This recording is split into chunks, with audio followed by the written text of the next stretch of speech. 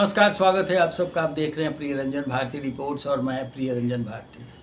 शाहाबाद और मगध ये दो ऐसे क्षेत्र हैं जहां विधानसभा की 71 सीटें आती हैं और इन 71 सीटों पर बीजेपी, खास करके एनडीए की बीजेपी की बात कर रहा हूं, 2015 के बाद से लगातार हार रही है। इन सीटों का समीकरण बिल्कुल असंतुलित हो गया है और असंतुलन को दूर करने के लिए भारतीय जनता पार्टी नेतृत्व परेशान है। नए समीकरण बिठाने, की गुंजाइश बनाने की कोशिश लगातार कर रही है। अभी हाल में पार्टी में आनंद मिश्रा, आशुतोष कुमार और बहुत चिर परिचित राजनीतिक खिलाड़ी नागमणि शामिल हुए थे। इनके शामिल होने के साथ ये सवाल उठा कि भारतीय जनता पार्टी आखिर इन नेताओं को अपने साथ मिलाने पर क्यों जोर दे रही है। मैं उसी बात की तलाश कर रहा हूं कि आखिर इसकी वजह क्या है। बीजेपी लगातार जहां से हार रही है, 2015 के बाद से कोई चुनाव जीत नहीं पाई। लोकसभा चुनाव में भी समीकरण मगध से लेकर शाहाबाद तक बिल्कुल लड़खड़ा गए, हार मिली। वहाँ इन तरह के नेताओं को पार्टी में मिलाकर भारतीय जनता पार्टी वास्तव में कोई नई व्यूह रचना करना चाहती है। अब इसी की पड़ताल करता हूँ, तो जानिए, आप भी देखिए कि क्या समीकरण साधने की कोशिश हो रही है। तेज तर्रार आईपीएस आनंद मिश्रा बीजेपी में शपथ लेते हैं तो साफ कहते हैं कि ताउम्र गेरुए में ही रहूंगा और कहीं छोड़कर नहीं जाऊंगा। आनंद मिश्रा के साथ भूमिहार ब्राह्मण एकता मंच के आशुतोष कुमार भी बीजेपी में शामिल हुए थे। ये जहानाबाद इनकी कर्मस्थली है, भूमिहार जाति के हैं और भूमिहार समाज के लोगों ने बहुत हद तक पिछले चुनाव में उदासीनता दिखाई या तो मुंह मोड़ लिया, दूसरे दलों के कैंडिडेट्स की ओर चले गए। इन कारणों से बीजेपी और जनता दल यू की वहाँ हार हुई। लगातार एक जहानाबाद की सीट को देखें, उसे छोड़कर बाकी सीटों पर बिल्कुल सुपड़ा साफ हो गया थे एनडीए गठबंधन का। फिर बीजेपी को जरूरत क्यों पड़ी है? जवाब यही है कि शाहाबाद में ये जो लगातार हार मिल रही है और मगध क्षेत्र में, इनमें 71 सीटें हैं और इनका समीकरण लेफ्ट और बैकवर्ड फार्मूले की तरफ चला गया है। इसलिए ये साधने की कोशिश हो रही है कि इन इलाकों में पैठ बनाई जाए। अब अगर आशुतोष कुमार जहानाबाद और अलवर समेत मगध के पूरी इलाकों में भूमिहारों के बीच जमीनी नेता माने जाते हैं, तो नागमणि की पूरी सियासत शाहाबाद और मगध के इर्द गिर्द रही है।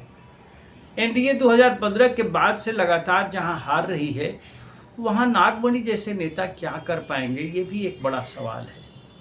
लेकिन आप गौर करिए कि लीडरशिप की कमी अगर भारतीय जनता पार्टी के इन इलाकों में नहीं होती तो शायद ये बेहतर प्रदर्शन कर पाती। पिछले लोकसभा चुनाव में बक्सर के कैंडिडेट मिथिलेश तिवारी गोपालगंज के थे, आरा से लड़े आरके सिंह सुपौल के थे, काराकाट के उपेंद्र कुशवाहा वैशाली के थे।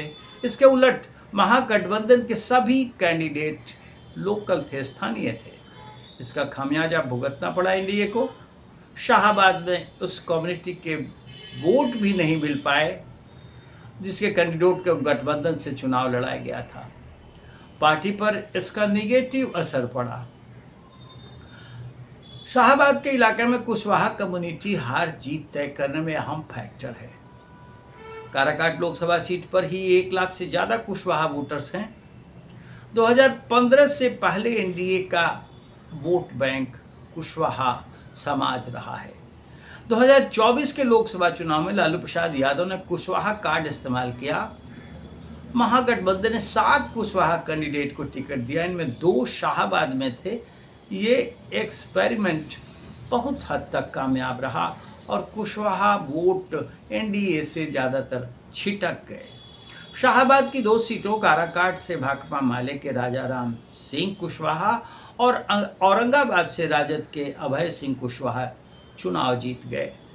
शाहाबाद की सभी 4 लोकसभा सीटें महागठबंधन ने जीती। एनडीए का खाता भी नहीं खोल पाया था। लोकसभा चुनाव में हार के बाद एनडीए विधानसभा चुनाव से पहले अपने स्कोर वोट बैंक को वापस लाने की जी तोड़ कोशिश कर रहा है। एक तरफ बीजेपी कुशवाहा समाज से आने वाले सम्राट चौधरी को आगे बढ़ा रही है, तो कुशवाहा कम्युनिटी के बड़े नेता के तौर पर गिने जाने वाले उपेंद्र कुशवाहा पहले से एनडीए में हैं। अब नागमणि को बीजेपी में शामिल कराकर ये मैसेज देने की कोशिश की गई है कि एनडीए कुशवाहा कम्युनिटी के साथ है। जो वोट फ्रैक्चर्ड हो रहा था कुशवाहा समाज का, जो छिटक रहा था, उसे जोड़ने के लिए इतने सारे नुस्खे अपनाए गए हैं।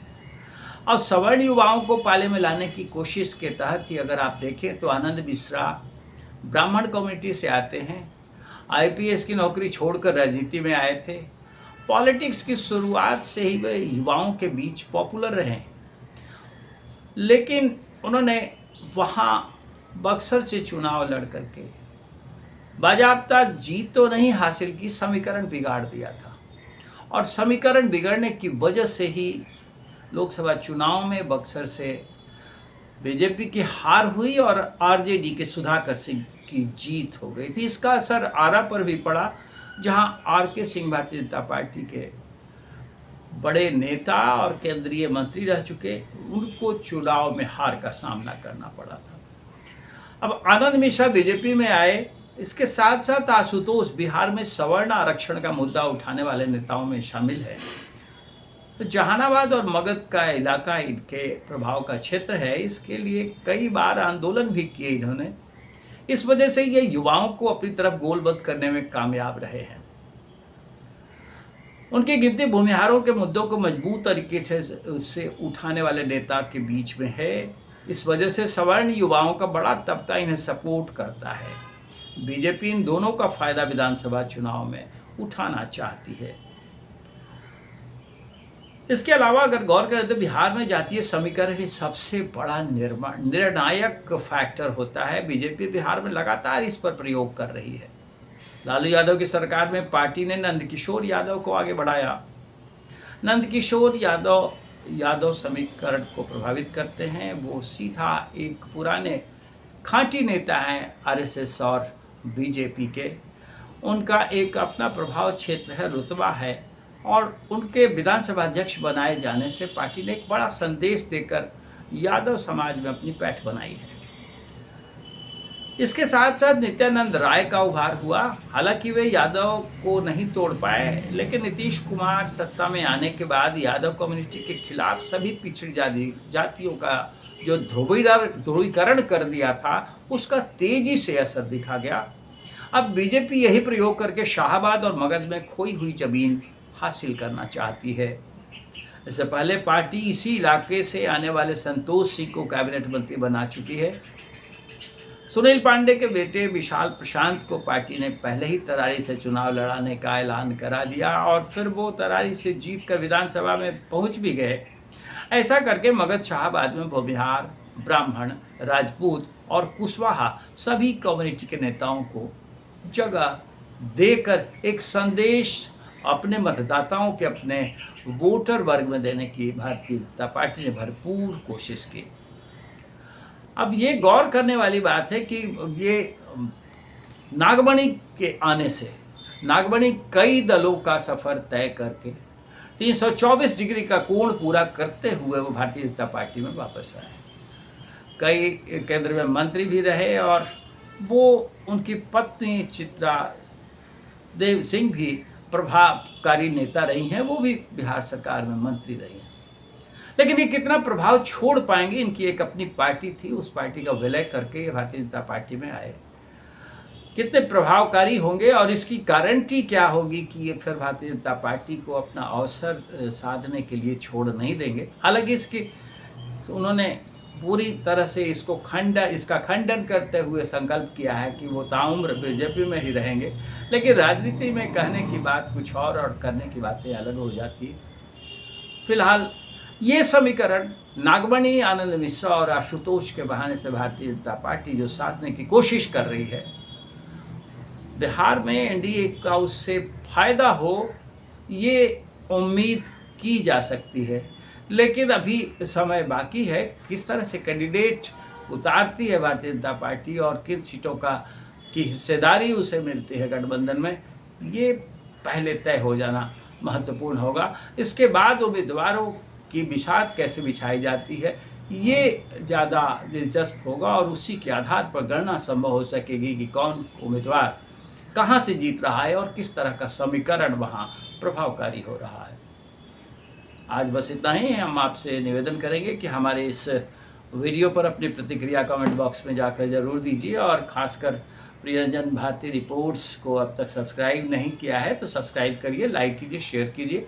फिर मिलते हैं। नमस्कार।